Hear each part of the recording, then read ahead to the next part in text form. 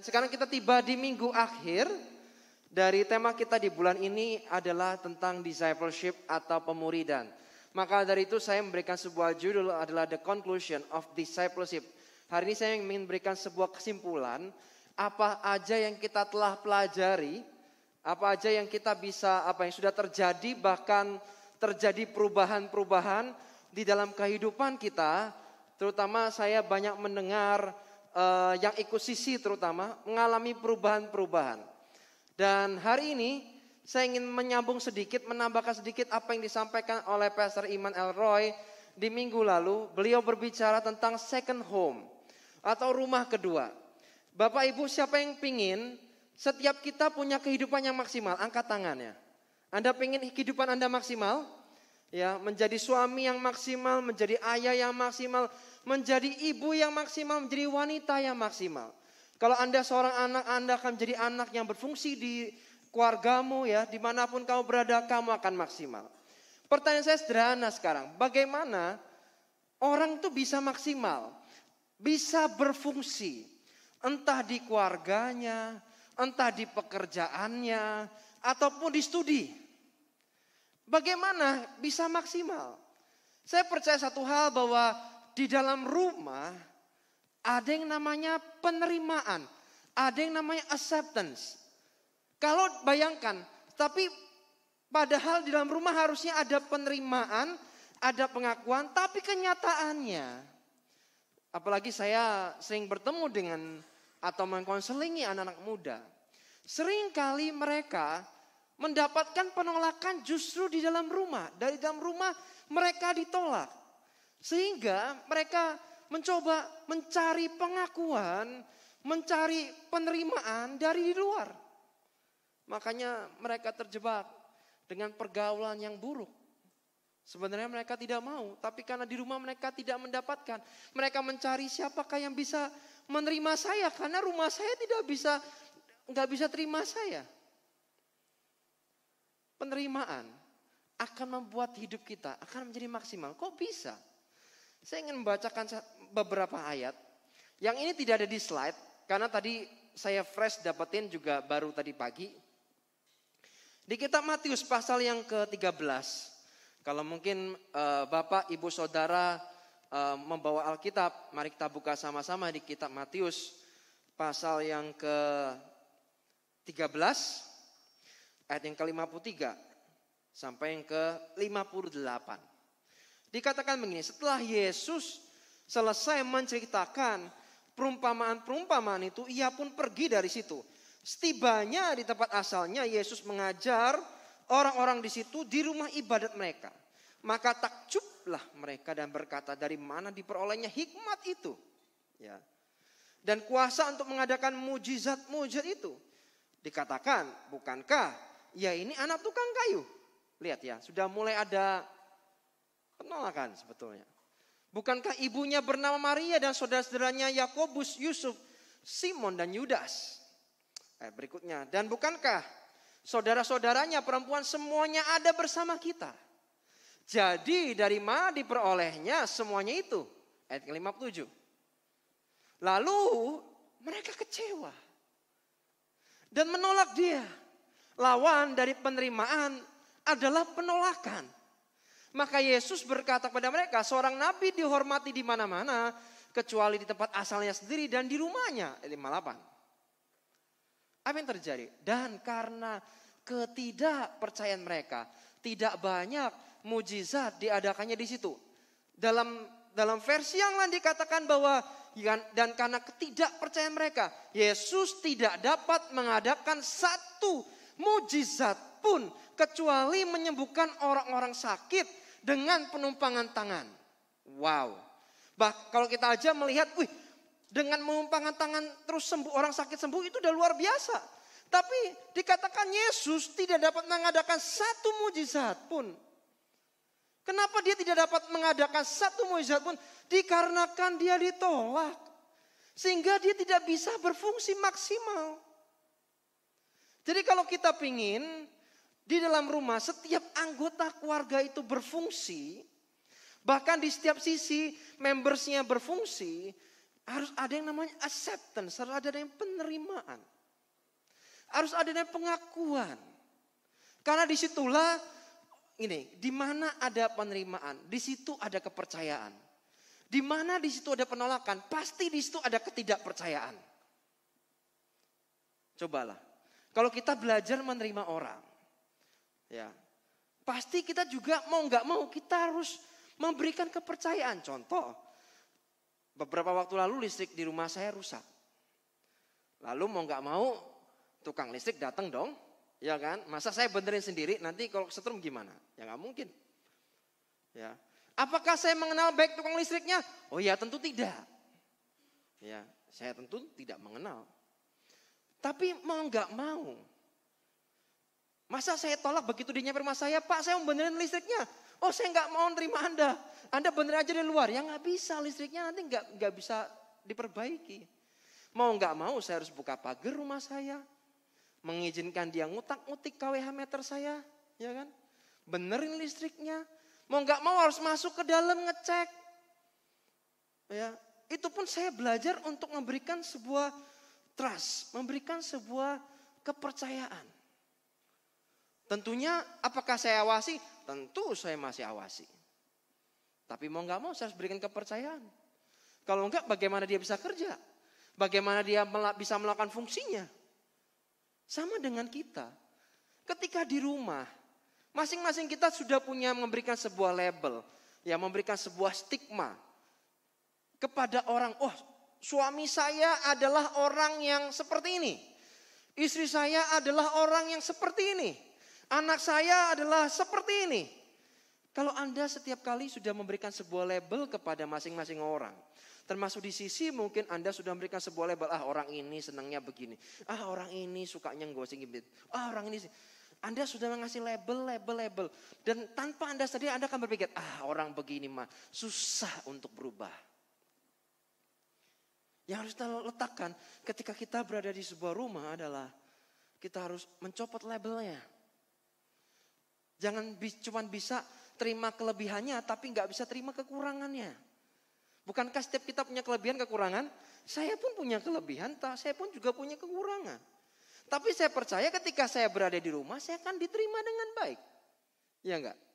Ya enggak mungkin saya mau pakai topeng di rumah. Wah di luar jaim gitu ya. Begitu di rumah, wah langsung begitu. Ya enggak gitu. Saya berusaha untuk jadi diri saya padahal dimanapun saya berada. Tapi ada orang-orang di luar mungkin jaga image, ya pakai topeng. Seakan-akan gimana gitu ya. Di rumahnya sebaliknya. Tapi saya dorong, saya percaya harusnya ketika kita di rumah kita bisa menjadi diri kita sendiri. Karena hanya orang-orang dalam rumah yang bisa terima kita apa adanya. Dan saya percaya gereja ini pun JKM Marshall pun menerima Bapak Ibu Saudara semua dengan apa adanya. Dengan segala kelebihan kekurangan Anda. So, itu yang membuat pada akhirnya kita bisa berfungsi dengan baik. Kita bisa melayani dengan baik, kita bisa bekerja maksimal. Anda bisa bayangkan Anda bekerja tapi nggak ada trust dari atasan, pemimpinan. Bisa gitu, ya coba aja. Sulit. Tapi ketika ada trust di sana, saya percaya you can do it. Kamu bisa melakukan itu. Saya percaya sesuatu breakthrough, terobosan akan terjadi di sana. Sama ketika sekolah. Saya ini sekolah dulu juga, saya masih ingat sampai hari ini. Itu asalnya yang ngasih label tuh guru saya sendiri. Bilangnya apa? Dasar, kalau zaman sekarang nggak boleh. Ya zaman dulu boleh-boleh aja. Dasar bodoh kamu, gini aja nggak bisa. Itu pelajaran matematika. Kata bodoh itu, bodoh matematika itu di kepala saya itu terus berseliweran. Jadi kalau ketemu matematika langsung, nggak bisa. Susah. Nggak bisa. Kenapa begitu? Ya karena udah ada labelnya bahwa saya bodoh. Bahwa saya nggak bisa. Apalagi ngomong adalah orang yang punya otoritas. Kalau anak tentunya punya otoritas yang lebih tinggi adalah orang tuanya. Ketika Anda salah ngucap kepada anak Anda, bahaya. Terus diteguhkan anaknya lagi. Oh saya itu seperti itu ya. Waduh bahaya. Kamu ini bodoh. Oh saya ini bodoh. Bodoh beneran. Aslinya pintar padahal. Ketika saya gambar diri saya dipulihkan ketemu Tuhan. Ketika saya kuliah ketemu kalkulus. Ya ketika saya masuk STT kan juga ada hitung-hitungannya ya. Ada kalkulusnya dan yang lain. Oh ternyata ya nggak ribet-ribet amat ya matematika tuh ya nggak gini ya nggak susah-susah amat ya ternyata bisa. Tapi setelah pulih Bapak Ibu, sebelumnya sulit. Maka dari itu hari ini kita mau belajar yang namanya penerimaan. Di dalam discipleship harus ada yang namanya penerimaan. Dan ingat yang namanya kita menerima bukan terus kita menyetujui. Menyetujui apa? Semua yang dilakukan bahkan kesalahan dosanya kita menyetujui semua. Oh tidak. Kita tidak membenarkan dosanya. Ya, tapi pribadinya kita harus terima apa adanya. Dan hari ini saya pengen nyambung karena ini sebuah konklusi. Kita percaya bahwa gini, segala sesuatu yang kita lakukan dengan kesadaran dan pengertian akan berdampak besar bagi kehidupan kita. Kalau Anda tidak sadar, kenapa Minggu saya datang ke ibadah di JKM Mawar Sharon, Anda tidak punya reason, Anda nggak tahu alasannya apa. Anda cuma sekedar melakukan sebuah kegiatan, Anda cuma melakukan sebuah rutinitas. Ya dampaknya saya nggak tahu apakah dampaknya bisa dirasakan atau enggak. Karena cuma sekedar kegiatan, rutinitas. Kalau Anda melihat bahwa ikut sisi merupakan sebuah paksaan, merupakan sebuah kegiatan, merupakan sebuah rutinitas, tanpa Anda punya understanding, tanpa Anda punya pengertian bahwa kalau saya ikut ini, maka saya percaya mindset saya akan berubah. Ketika mindset saya berubah, terjadi pembauran pola pikir, maka kehidupan saya, tingkah laku, perkataan saya juga ikut berubah. Jadi semua itu kalau kita punya pengertian dan kesadaran kenapa saya melakukan ini. Kalau Anda sadar, saya datang tiap hari Minggu. Tujuannya cuma satu, saya mau datang, mau ibadah, mau cari Tuhan. Ya. Saya percaya Anda pulang, Anda akan mendapatkan begitu banyak hal yang baru. Ya. Kalau Anda datang ke gereja, saya pernah pernah mendengar. Ya, kalau ini terjadi ketika saya melayani di tempat lain, ada seseorang jemaat bisa-bisanya cerita bahwa dia duduk ibadah hanya untuk ngapain? Cuma untuk jadi kritikus. Wah tadi bassnya tadi kurang begini. Aduh tadi yang main keyboard kurang begini. Aduh tadi yang nyanyi fals. Ini sebenarnya mau ibadah apa mau jadi kritikus ini? Ya kan? Kalau kita mau ibadah, saya percaya yang depan sudah berusaha memberikan yang terbaik.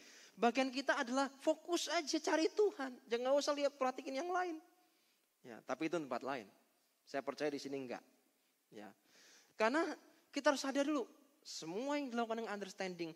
Semua yang dilakukan dengan kesadaran akan berdampak besar. Nah sekarang saya ingin ngomong apa tujuan dan ujung dari pemuridan yang kita lakukan. Matius pasal 4 ayat 19 berkata begini. Terjemahan baru. Saya cuma buka satu ayat ini aja. Setelah yang tadi. Dikatakan Yesus berkata kepada mereka, mari ikutlah aku dan kamu akan kujadikan penjala manusia. Ada beberapa kata yang saya bisa ambil di situ. Kata mari ikutlah aku itu bicara soal call, bicara soal dipanggil. Kita semua ini sudah dipanggil Tuhan, sudah dipilih Tuhan. Artinya Tuhan punya rencana besar buat hidup setiap kita. Mengapa kita ikut discipleship? Dalam hal ini kalau JKM Mawar Sharon pemuridan terjadi di Christ Community atau di sisi. Karena disitulah kita bisa belajar mengerti apa sih calling Tuhan, apa sih tujuan Tuhan buat hidup saya pribadi. Sebetulnya sisi dibuat pemuridan dibuat ujung-ujungnya adalah supaya kita mengerti. Kita ini dipanggil Tuhan buat apa ya? Karena semua kita punya panggilan. Ya. So berikutnya ada kata build di sana. Ya. Diajar, build itu membangun. Apa yang dibangun? Itu bicara soal diajar, itu bicara soal ada pelatihan dan juga diberdayakan. Ya. Sama kayak Petrus, dia juga diajari sama Tuhan. Ya, dalam pemuridan ada pengajaran, ada pelatihan. Kalau Anda mengingat bahwa Yesus mengutus dua muridnya untuk pergi ke tempat yang lain. Itu bicara soal pelatihan. Sedang dilatih untuk melayani. Kemudian tadi diajar, ada dilatih dan diberdayakan. Kalau menurut saya kalau jemaat hanya sekedar hanya duduk diam manis dan tidak melakukan apapun, Anda tidak bertumbuh. Saya percaya orang yang sehat akan bergerak. Amin. Orang Kristen yang sehat, dia akan bergerak. Dia nggak akan diem. Dia akan move. Dia akan gerak. Coba bisa dibayangkan kalau mungkin Anda sukanya tidur. Wah, hobi saya tidur. Ada yang suka hobinya tidur? Saya berharap jangan ya. Jangan sukanya hobi tidur. Tidur tuh boleh, tapi yang cukup. Ya, padahal saya sedang berjuang untuk belajar tidur. Karena saya lagi belajar tidur, dulu lebih kacau. Tidurnya cuma 5-6 jam. Sekarang lagi belajar tidur cukup 7-8 jam. Tapi ada orang hobinya tidur. Ya kan? Cuma Anda seharian tidur aja. Badannya memang rasanya enak. Ya enggak lah. Badannya bisa pegel-pegel semua, capek-capek semua, bisa pusing. Kenapa? Kebanyakan diem. Yang sehat akan bergerak. Sama orang Kristen yang sehat, dia juga akan bergerak. Enggak akan diem duduk manis, dia akan bergerak. Makanya berikutnya Yesus berkata kepada Petrus, kamu akan kujadikan penjala manusia. Itu bicara soal send. Itu bicara soal diutus untuk bergerak. Bergerak maksudnya bagaimana? Kalau kita melihat ada keluarga kita yang belum mengenal Yesus. Atau mungkin di tempat pekerjaan kita ada teman-teman yang belum mengenal Yesus. Atau sudah bahkan mungkin dia Kristen. Sudah tidak pernah baca Alkitab lagi. Tidak pernah berdoa lagi. Untuk orang-orang inilah Anda diutus Tuhan. Datang ke mereka. Beritakan kabar baik. Beritakan kabar baik gak selalu khotbah Bapak Ibu. Saya gak pintar khotbah Pak loh. Tidak harus bentuknya khotbah. Anda bisa bangun hubungan dengan mereka. Anda bisa, boleh gak saya berdoa buat kamu? Itu tuh sesuatu yang sudah touching, sudah menyentuh mereka. Dan tujuan pemuridan di dalam Kristus itu bicara soal menuntun orang pada keserupaan dengan Kristus. Yang kedua, melatih orang untuk memuridkan orang lain. Ya, dalam pemuridan harus ada dua ini. Dan Christ Community tidak hanya atau sisi, tidak hanya tempat untuk kita bisa curhat. Ya, boleh nggak curhat? Ya boleh-boleh aja. Anda share kehidupan Anda, boleh-boleh aja. Tempat untuk kita bisa curhat, nambah pertemanan atau hangout, menambah makan bersama. Boleh nggak sih makan bersama Pak di sisi sekali-kali pergi keluar? Ya boleh-boleh aja makan bersama di luar. Ya tapi jangan terusan. Ya, melainkan adalah tempat kita untuk dilatih dan dituntun untuk menjadi serupa dengan Kristus. Ujung-ujungnya adalah menjadi serupa dengan Kristus. Karena tanpa adanya tuntunan, ya, menuju kepada keserupaan dengan Kristus dan tidak melatih orang untuk memuridkan orang lain, kegiatan yang kita lakukan hanyalah sebuah program gereja. Sisi bisa menjadi sebuah program gereja kalau itu tidak dilakukan dengan sebuah kesadaran, dengan sebuah pengertian, itu hanya sekedar berupa program. Tapi kalau kita melakukannya dengan kesadaran bahwa saya butuh komunitas, saya butuh dimuridkan. Dengan Anda punya kesadaran aja, Anda punya pengertian aja. Karena saya percaya ketika saya ikut sisi, ketika saya bertumbuh dengan, saya nggak bisa bertumbuh dengan sendirian. Saya butuh teman-teman yang lain supaya saya bisa bertumbuh. Ketika Anda punya mindset seperti ini aja, Anda akan bertumbuh. Karena discipleship adalah default sistem Tuhan agar kita bisa mengalami kuasa transformasi. Ya, discipleship adalah default sistemnya Tuhan. Supaya kita mengalami kuasa transformasi. Transformasi itu apa sih? Transformasi itu adalah perubahan. Dan maka dari itu kita tidak boleh terjebak dengan kegiatannya. Tapi fokuslah kepada tujuannya. Anda boleh hangout, Anda boleh makan di luar bareng teman-teman sisi dan yang lain. Tapi ingat bahwa fokusnya adalah pada tujuannya. Tujuannya apa?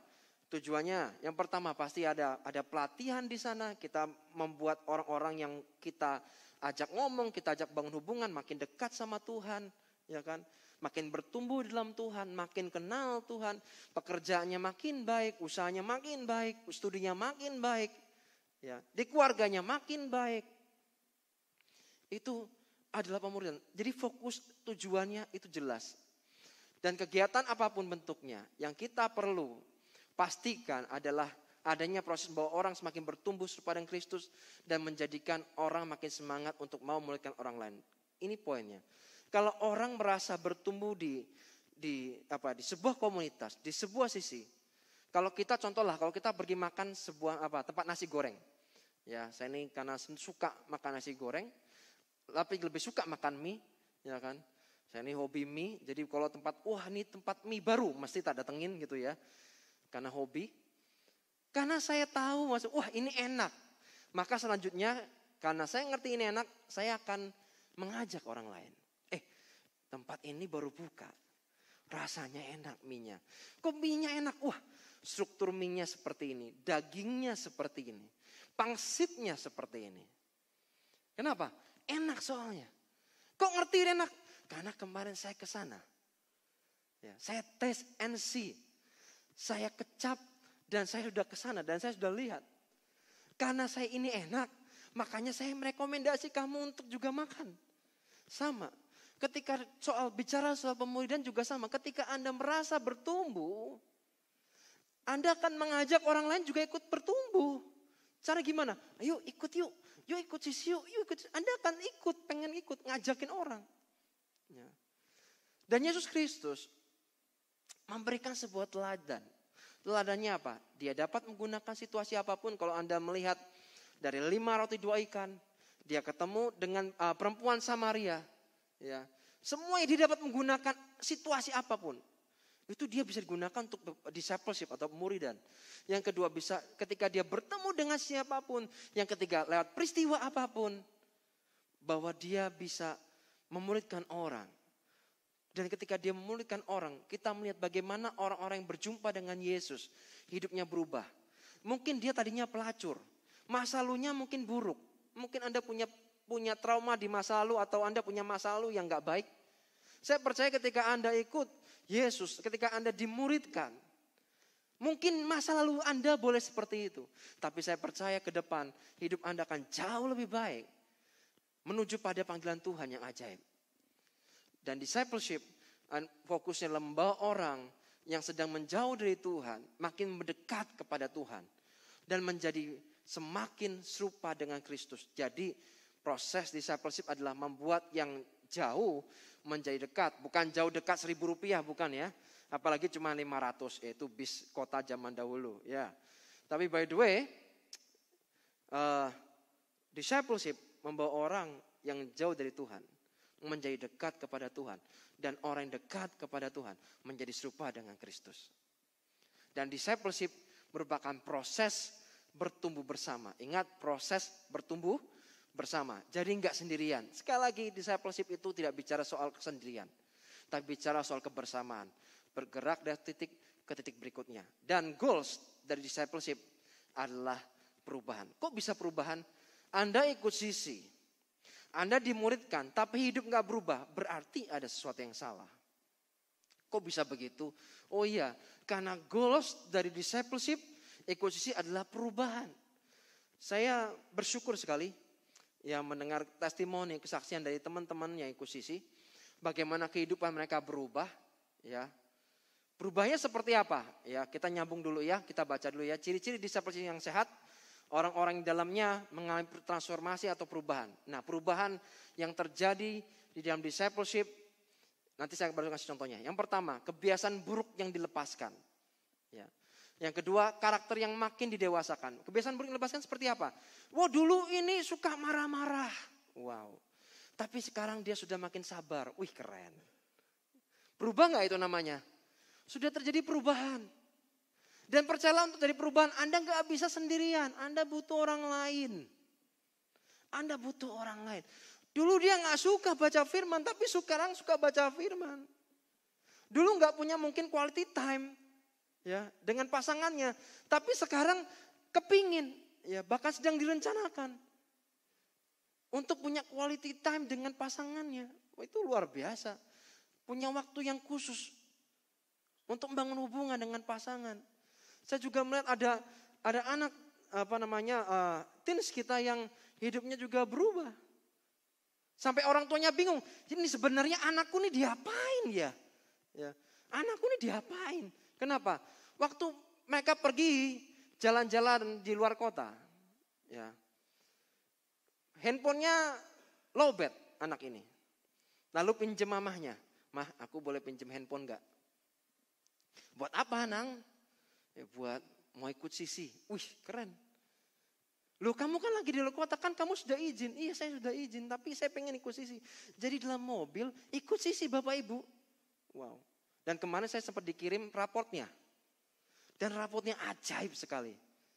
Saya ini di sekolah yang menurut saya ini anak isinya pinter-pinter semua. Dan memang nilainya luar biasa bagusnya. Jadi antara pertumbuhan rohaninya dengan pertumbuhan jasmaninya itu luar biasa. Maka dari itu saya dorong, mungkin Bapak Ibu Saudara punya anak, ya mungkin anak remaja, atau mungkin kuliah, atau mungkin masih anak-anak. Yuk didorong untuk ikut sisi. Kenapa? Saya melihat ada orang-orang yang mengalami perubahan. Di Married Couple pun saya bersyukur teman-teman sangat open terbuka. Bagaimana mereka mengalami perubahan demi perubahan. Ya, saya dorong. Di Young Adult saya juga percaya mereka juga mengalami perubahan. Youth Camp juga sama. Ya. Harus ada perubahan. Yang ketiga, ikatan atau belenggu yang dimerdekakan. Mungkin dulu punya ikatan apa, punya belenggu apa.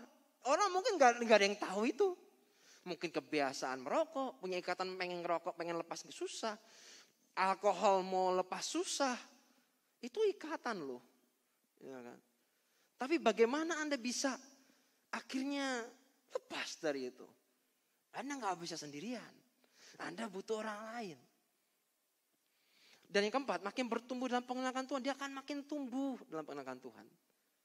Yang kelima, akhirnya mereka memiliki pengalaman bersama dengan Tuhan. Saya percaya kalau seseorang sudah mengalami di titik yang seperti ini, memiliki pengalaman bersama dengan Tuhan, dia punya pengertiannya, dia ngerti dasar-dasar firman Tuhannya, dan dia punya pengalaman dengan Tuhan. Inilah yang disebut, saya percaya ini orang punya pondasi yang kuat.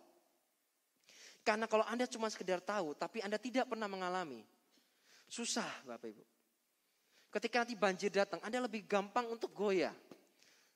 Tapi kalau Anda punya dasar kebenaran firman-Nya, Anda tahu firman-Nya, dan Anda punya pengalaman bersama dengan Tuhan-Nya, itu akan membuat ketika banjir kehidupan datang, angin datang, itu akan membuat kita akan jauh lebih kuat dan kita akan berkata, Tuhan, Engkau terbaik bagiku.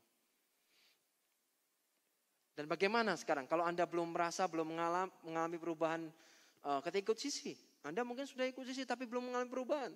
Yang pertama koreksi. Kita perlu koreksi diri. Ya. Sisinya perlu dikoreksi enggak? Ya, menurut saya juga perlu. Ayo sama-sama dikoreksi. Dan perlu juga mengevaluasi bareng-bareng.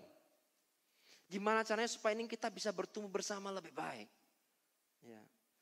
Kalau kita cuma menyalahkan satu dengan yang lain, itu tidak menyelesaikan masalah. Dengan Anda mengkritik tanpa punya solusi, itu tidak akan membuat kita berjalan lebih jauh. Tapi kalau dengan duduk bersama, ngobrol bersama, doa bersama, itu akan membuat perjalanan hidup kita bersama dengan Tuhan akan jauh lebih baik. Akan membuat kita terbang makin tinggi. Ya, waktu saya tinggal 1 menit dan saya ingin berikan sebuah pengumuman. Sekarang bagaimana caranya untuk dapat bergabung dengan sisi JKI Morrison Semarang? Caranya adalah, yuk tampilkan. Ini dia, di nomor WA, di 0888 6460 050. Itu dari nomor WhatsApp-nya ya. 0888 6460 050. Itu nomor WhatsApp.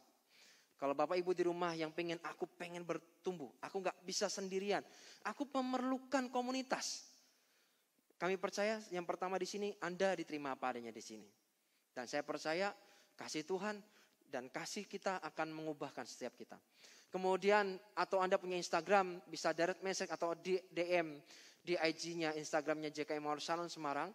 Atau kalian yang masih remaja atau masih youth camp gitu ya, masih di kampus, Anda bisa DM di IG Youth Impact JKI MS ya.